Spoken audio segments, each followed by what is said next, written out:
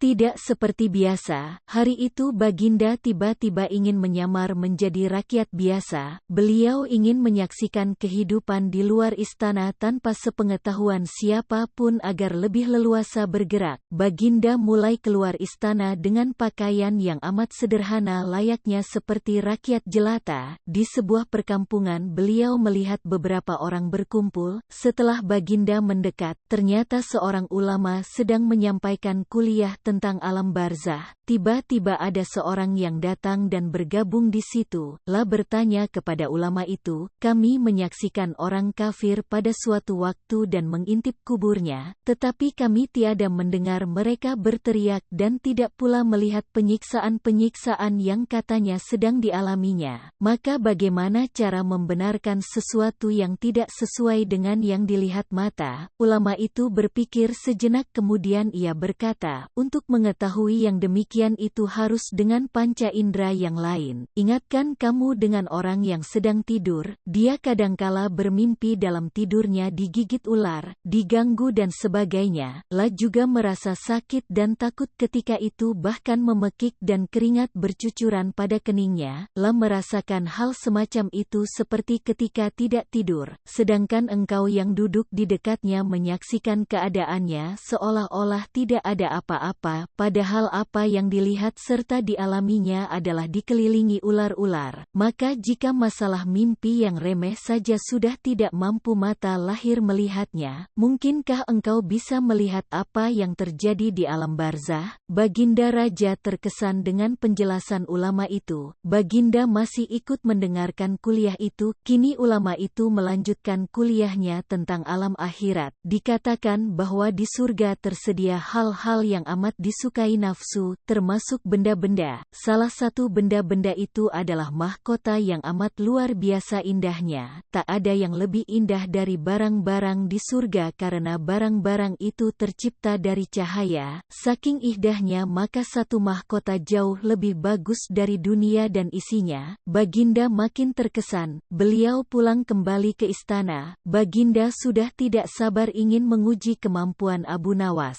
Abu Nawas dipanggil. Setelah menghadap Bagiri, aku menginginkan engkau sekarang juga berangkat ke surga kemudian bawakan aku sebuah mahkota surga yang katanya tercipta dari cahaya itu. Apakah engkau sanggup Abu Nawas? Sanggup Paduka yang mulia, kata Abu Nawas langsung menyanggupi tugas yang mustahil dilaksanakan itu, tetapi Baginda harus menyanggupi pula satu syarat yang akan hamba ajukan. Sebutkan syarat itu, kata Baginda Raja. Hamba Morion. Baginda menyediakan pintunya agar hamba bisa memasukinya. Pintu apa? Tanya Baginda belum mengerti. Pintu alam akhirat, jawab Abu Nawas. Apa itu? Tanya Baginda ingin tahu. Kiamat. Wahai Paduka yang mulia, masing-masing alam mempunyai pintu. Pintu alam dunia adalah liang peranakan ibu, pintu alam barzah adalah kematian, dan pintu alam akhirat adalah kiamat. Surga berada di alam akhirat. Bila Baginda masih tetap menghendaki hamba mengambilkan sebuah mahkota di surga, maka dunia harus kiamat terlebih dahulu. Mendengar penjelasan Abu Nawas Baginda Raja terdiam. Di sela-sela kebingungan Baginda Raja Harun al-Rashid, Abu Nawas bertanya lagi, masihkah Baginda menginginkan mahkota dari surga? Baginda Raja tidak menjawab. Beliau diam 1000 bahasa. Sejenak kemudian Abu Nawas mohon diri karena Abu Nawas sudah tahu jawabnya.